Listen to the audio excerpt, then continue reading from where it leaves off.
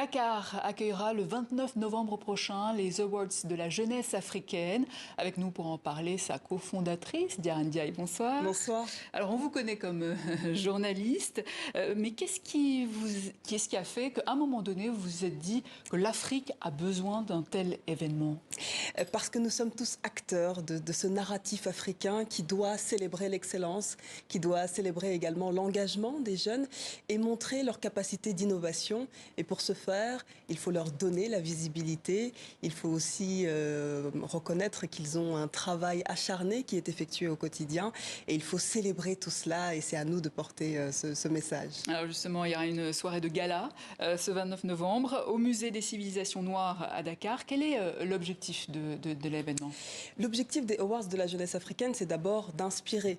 Il faut des rôles modèles et il faut montrer qu'il y a des défis pour la jeunesse africaine à relever, mais aussi à accompagner. Parce qu'il est vrai qu'on va donner une belle visibilité à l'ensemble de ces projets portés par des acteurs de la société civile, mais aussi des entrepreneurs, mais ils vont être accompagnés. Et c'est la valeur ajoutée de ce projet, parce que pour nous, il est essentiel aujourd'hui de tendre la main à ces jeunes à travers un échange intergénérationnel et un mécénat de compétences. Donc cette cérémonie de gala va remettre symboliquement ces trophées, mais le plus important, c'est l'après ces Awards de la jeunesse africaine le 29 novembre, parce que des entreprises, nos partenaires, ont accepté de mettre en place une expertise spécifique pour accompagner la mise en œuvre des projets de ces jeunes. Oui, parce qu'il y aura un suivi.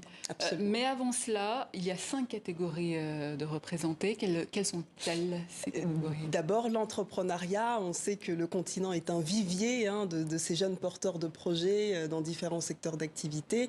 Mais on n'oublie pas également la catégorie IA et nouvelles technologies. Aujourd'hui, le continent bouillonne, il est en effervescence et suit cette nouvelle tendance.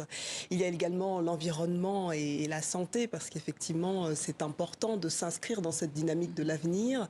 Il y a le sport et la culture, il y a l'éducation et la citoyenneté également, parce que porter des initiatives de la société civile, c'est donner voix également à ces jeunes qui sont dans des associations, dans des structures, dans des ONG aussi, et qui ont besoin de se faire entendre.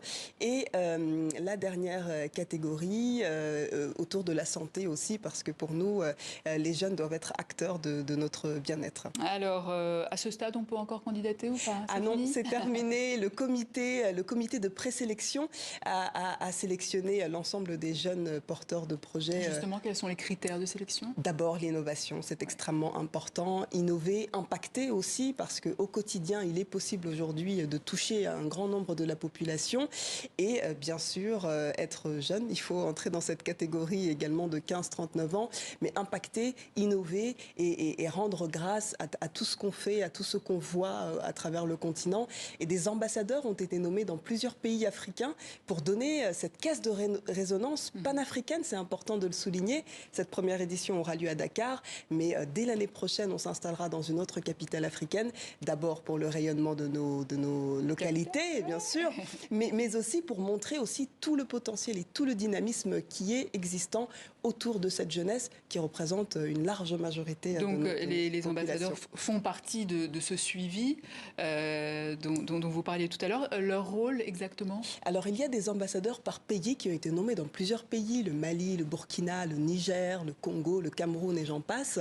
L'idée, c'est d'abord de sourcer ces jeunes. Il faut qu'on ait la possibilité de mener des partenariats avec différentes institutions techniques et aussi privées pour sourcer les jeunes, pour accompagner également les jeunes à travers des partenariats avec des structures comme des organismes qui sont spécialisés autour de la jeunesse, mais aussi des entreprises qui, elles, ont pris à bras-le-corps cette question de la jeunesse pour les accompagner. J'entends par accompagnement s'ils ont besoin éventuellement de compétences techniques, de compétences financières, de compétences en termes de RH, en communication, en RP.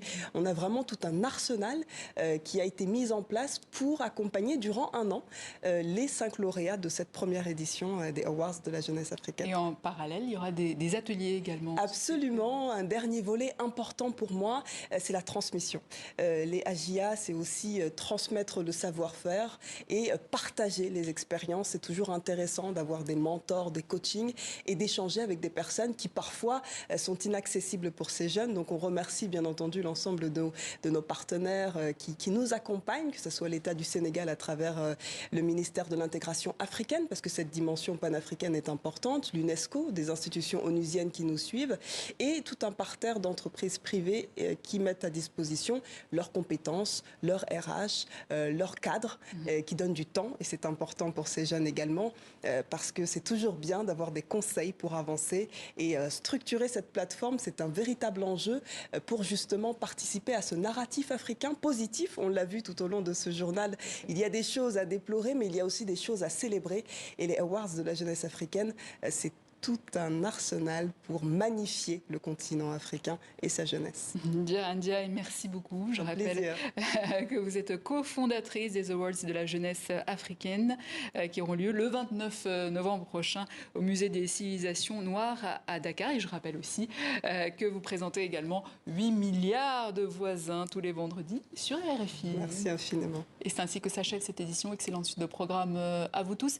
Et à demain pour un nouveau tour de l'actualité africaine sur TV5 Monde.